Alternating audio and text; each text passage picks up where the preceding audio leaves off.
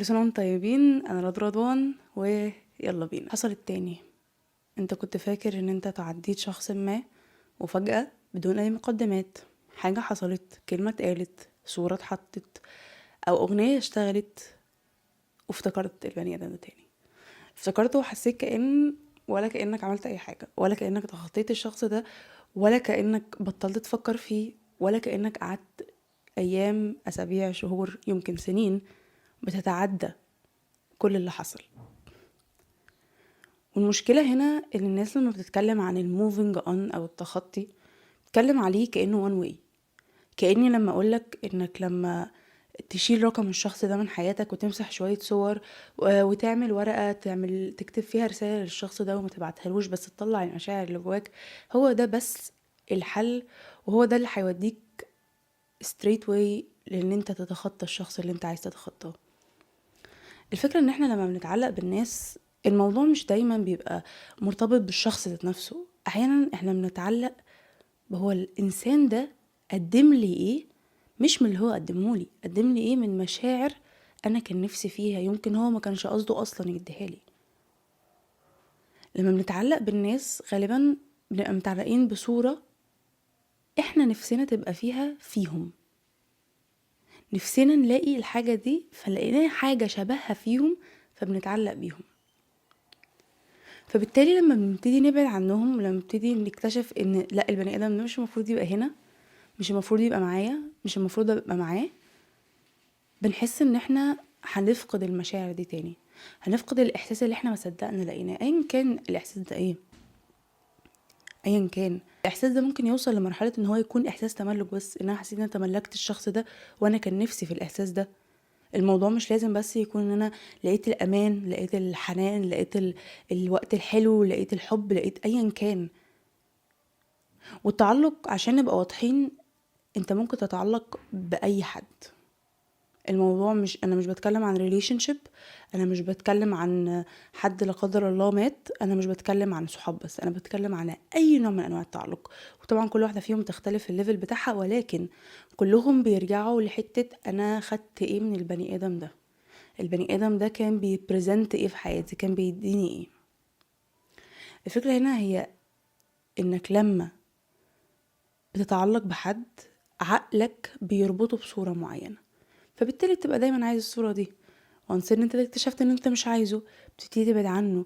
والبعد ده بيكون صعب لانك كل الوقت بتكون مفتقد وجوده، مفتقد ان انا عايز الشخص ده معايا، انا متخيله هنا وهنا وهنا وهنا وهنا، ومش عارف اكمل حياتي من غيره، ومش عارف اعيش، وحاسس ان فكرة فقداني ليه يمكن يكون خسارة، ممكن يكون ان انا خسرته قدامه او خسرته قدام نفسي، يمكن ان انا خسرت حاجة كبيرة، يمكن انا بس ما كنتش عايزة احس باحساس الفقدان، او ان انا خسرت حد. لما تعرف، فبالتالي لما بنبقى كويسين، تعدينا الفترة دي، تعدينا المرحلة دي، وفجأة تقع، اللي بيحصل هنا مش ان انت رجعت للصفر، لا، اللي بيحصل هنا ان دماغنا بتشتغل بطريقة مختلفة شوية عن اللي احنا فاكرينها. عقلك، ذكرياتك كلها، طالما انت دماغك سليمة وما حصلكش اي نوع من فقدان الذاكرة، ذكرياتك كلها محفوظة من اول يوم انت ابتديت توعى فيه على الحياة لغاية دلوقتي. كل حاجة موجودة وكل حاجة ليها مكانها. فبالتالي لما يكون في حاجة كانت واخدة حيز كبير جدا من عقلك لفترة طويلة جدا، الموضوع بيكون صعب انها تختفي. فبالتالي هي ما بتختفيش، هي بتقل، هي بتقعد تقل تقل تقل تقل تقل تقل تقل لغاية ما تبقى ضعيفة. فبالتالي يكون ظهورها مش باين ومش بيأثر على حاجة، ولكن موجودة، بدليل انك فاكر، بدليل انك لو حد كلمك في الموضوع انت فاكر. فبالتالي الموضوع ما اتمسحش، هي مش داتا على كمبيوتر هتتشال على طول، لا، الموضوع بيكون موجود. فبالتالي لما بيحصل لك مواقف مشابهة لحاجات حصلت قبل كده، في مواقف مشابهة للي كان شخص معاك، فبالتالي انت بتفتكر لا اراديا، لان انت مربوط عندك الشخص ده بمكان ده، بالكلمة دي، بالشارع ده، بالاغنية دي، بالاحساس ده، بالريحة دي، بالحلم بايا كان، بالهدوم دي، بالعربية دي، ايا كان. فبالتالي بتبتدي ان انت تفتكر الشخص ده او تفتكر الحاجة دي، وتحس هو انا ايه ده، هو انا رجعت للاول، ده انا حاسس ان انا وحشني، او انا عايزه اشوفه، او أنا الشخص ده انا لسه بفكر فيه، هو انا ليه لسه بفكر فيه تاني؟ انت مش لسه بتفكر فيه تاني، انت بس افتكرته بسبب حاجه. عامله كده بالظبط زي لما تكون بتتفرج على كرتون وانت زمان وانت صغير، ويتمحي من ذاكرتك، فتسمع نغمه معينه فتفتكره. انت ما نسيتوش، فبالتالي انت هو موجود، فانت مجرد ما حاجه جت انت فكرتك بيه، لكن انت ما رجعتش من الاول، انت ما رجعتش لنقطه الصفر. ما ينفعش ترجع لنقطه الصفر بعد ما انت قعدت سنين بتعافر انك تعمل حاجه. عمر ما الحياه بتمشي كده. طالما انت تعبت في حاجه، طالما هتفضل مجهودك موجود. ان احنا نتخلص من ان احنا نتعلق بحد مش معناها انك تنساه، مش معناها انك تماما تبقى خلاص اللي هو انا ما بفكرش فيه 100% وانا مش فاكره اساسا. التخلص ده بيكون على شكل انك عايش حياتك عادي وهو مش موجود. يمكن تكون احيانا بتفتكره، ويمكن تكون احيانا بتحنله، ولكن انت خلاص حياتك بقت قادرة تتماشى وقادرة تكمل من غير ما الشخص ده يكون موجود فيها، من غير ما الشخص ده يكون جزء منها. بالنسبة لك هو بقى ذكرى حلوة أو ذكرى وحشة، لكن وجوده في حياتك ما بقاش 100% مهم. يمكن تكون لسه عايز تتعلق بالذكرى، لأن اللي أنا بتكلم فيه ممكن يتطبق على حد فقد حد عزيز عليه، مش بس على ريليشن شيب فشلت أو 2 صحاب بعدوا عن بعض بطريقة وحشة. مش لازم أي حد يمشي من حياتنا وإن احنا نموف اون من حد لازم يكون بني آدم وحش. أحيانا بنموف اون من ناس علشان بس احنا حياتنا ودتنا في حتت مختلفة، فحياتنا بقت أنا حتة وهم حتة، فبالتالي بقى لازم ان انا اتعدى المرحله دي. اللي انا بتكلم فيه ده ممكن يبقى على شكل صحابك اللي في المدرسه اللي انت مش قادر تتخطاهم، او حد انت كان عزيز عليك ومشي، او حد سافر من اهلك، او ايا كان. انك تتخطى البني ادمين الموضوع محتاج وقت، لان على قد ما البني ادم ده قعد، وعلى قد ما البني ادم ده اثر، على قد ما التخطي هياخد وقت، وعلى قد ما البروسيس دي هتكون فيها تعقيد اكتر. لان الموضوع زي ما قلت لكم مش 1+1=2، الموضوع مختلف، والكل بني ادم بيبقى ليه شكل معين. فابدا ابدا ابدا ما تفكر ان انت لان انت وقعت شويه، او ان انت افتكرت البني ادم ده تاني وحسيت بشويه حنين، حزن، غضب، ايا كان، ان انت رجعت تاني من الاول. لا، انت بني ادم، ودي البروسيس الطبيعيه لاي بني ادم في الدنيا عنده ذاكره، انك تفتكر الناس، وانك تفتكر المواقف، وانك تحن لها او تزعل عليها او ايا كان.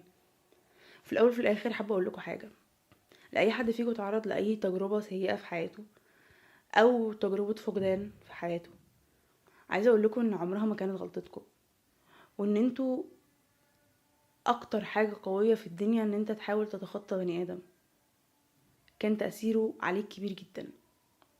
فبالتالي لازم تفضل ماسك في فكره ان انت عملت حاجه كبيره قوي، وعمرك ما تفتكر ان انت كل المجهود اللي انت عملته ده راح.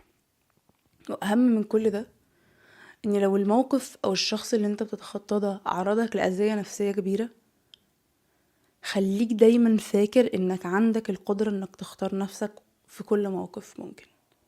في كل موقف ممكن انت ممكن تختار نفسك، بدل ما تخلي حد تاني يجي عليك بدون وعيك، او لانك مسلم وفاكر ان ده حد مهم قوي في حياتي، وان ده حد عمره ما يأذيني. اخر نصيحة احب اقولها لكم، ودي تكون زيادة شوية وممكن نتكلم عليها بشكل يعني في استفاضة اكتر في حلقة تانية، ولكن من احلى النصايح اللي ممكن تسمعوها هو ان انت وانت ايا كان في العلاقة اللي انت فيها في حياتك دي مع اي حد في الدنيا، في شوية حاجات كده لازم ما تعملهمش. اول حاجة، اوعى تخلي بني ادم ده يكون الاول والاخير في حياتك. وده مش عشان تكون انسان اناني، ولكن ده علشان الناس بتروح وتيجي، ومش عشان هما وحشين، يمكن عشان الدنيا تفرق، يمكن عشان الموت بيفرق، يمكن عشان النفس بتختلف، وممكن تصحى من النوم تاني يوم مش عايز تبقى مع البني ادم التاني ده. فبالتالي اوعى اوعى اوعى يبقى ايدك ورجلك بني ادم. اوعى تبقى بنسبة 100% متعلق بالبني ادم ده، ولو للحظة فكرت ان البني ادم ده يمشي روحك تمشي معاه. انك تحب الناس، وانك تتعلق بالناس، وانك تخلي الناس ليها مكان كبير في قلبك، دي حاجة جميلة جدا، ودي من أجمل الحاجات اللي البني آدم ممكن يعيشها ويتعرض لها في حياته. ولكن إنه يخلي بني آدم تاني هو الأول والأخير في حياته ويجي عليه بكل الطرق عادي لأن هو أهم منه، أكتر حاجة هتعرضك إن انت تبقى عامل زي القطة اللي مستخبية جوه قفص. لو القفص اتفتح عليها الكلاب هيدخلوا يعضوها وياكلوها ومفيش حاجة هترحمها. اهم حاجة ان انت تخلي دايما نفسك اولا علشان تعرف تفيد الناس اللي حواليك، مش عشان تكون اناني. تاني نصيحة، ليك دايما عارف ان الناس بتروح وتيجي. مهما كنت بتحب حد، مهما كنت قريب من حد، في possibility صغيرة قد كده ان البني ادم ده يمشي. فخليك دايما عارف انك لازم تكون حاطط لنفسك الخطوط العريضة بتاعتك، بحيث ان لو حد مشي من حياتك تعرف تكمل. هتكون صعبة وبرضه هتتعرض لمرحلة طويلة من الفقدان ومرحلة طويلة من ان احنا نحاول نموف اون، ده اكيد. ولكن الخطوات اللي انا بقولها لكم دي هتسهل شوية البروسيس لو لا قدر الله حصل حاجة. في النهاية انا احب لكم ان انتوا دايما تكونوا مبسوطين، ولو بتحبوا حد يفضل معاكم، ولو صحاب مع حد يفضلوا معاهم، وربنا يطول في عمر اي حد انتوا بتحبوه. اتمنى تكون الحلقة دي عجبتكم، اتمنى تكونوا اتبسطتوا بيها زي ما انا اتبسطت بيها. وبس كده، اشوفكم في الحلقة الجاية. متنسوش تعملوا لايك وشير وسبسكرايب، ادخلوا على انستجرام والتيك توك، وبس كده هتلاقوا اللينكس في الديسكريبشن. باي باي.